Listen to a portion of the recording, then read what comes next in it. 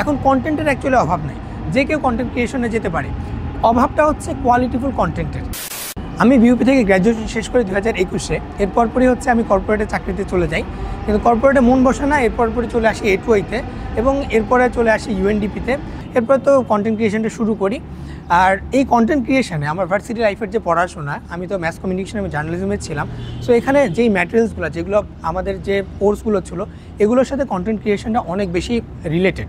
যেমন আমাদের যে পয়েন্টগুলো ছিল বা হচ্ছে যেই কোর্সগুলো ছিল, এগুলোর কিছু এলিমেন্টস ছিল, যেমন পিরামিড ফর্মুলা।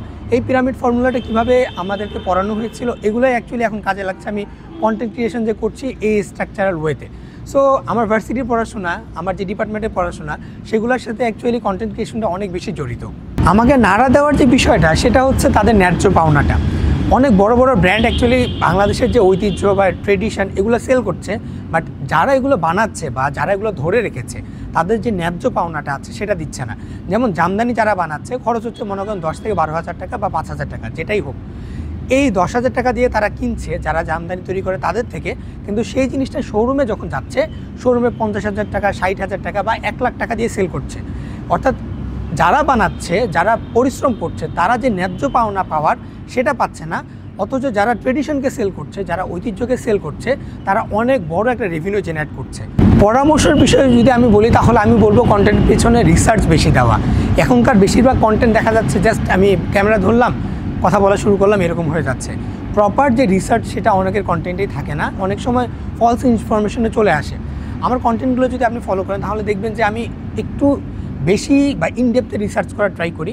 আমার টিম এবং আমি কয়েক দফা এটাকে রিসার্চ করি। যেমন হচ্ছে লোকাল পিপল অ্যাকচুয়ালি কী বলছে, ইন্টারনেট অ্যাকচুয়ালি কী বলছে, AI অ্যাকচুয়ালি কী বলছে, এরপরে রিসার্চ আর্টিকেল কিছু থাকে, রিসার্চ আর্টিকেল ঘাঁটি, কয়েক দফাকে সেটাকে রিসার্চ করার পরে একটা কন্টেন্টের রূপ নেয়। সো আমি বলবো আপনার কন্টেন্ট যত বেশি রিসার্চফুল হবে, তত আপনার কন্টেন্টের ইম্প্যাক্টটা বেশি হবে। সো এই জায়গা থেকে আপনি যত বেশি রিসার্চ করবেন, দেশের বাইরে আপনার কন্টেন্টের যে গ্রহণযোগ্যতাটা, এটা বাড়বে, মানুষের কাছে আপনার কন্টেন্টের গ্রহণযোগ্যতাটা বাড়বে। আর আপনার রিসার্চের মাধ্যমে আপনার কন্টেন্টের কোয়ালিটিটাও অনেক ডেভেলপ করবে।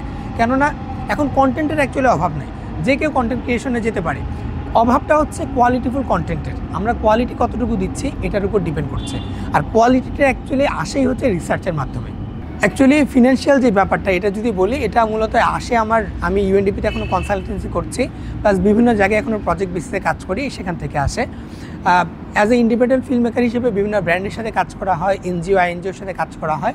এই প্রজেক্টগুলো থেকে যে টাকাগুলো আসে, এগুলো কিছু সেভিং করি, আর বেশিরভাগই হচ্ছে যে কন্টেন্ট ক্রিয়েশনের পেছনে খরচ করি আর কি।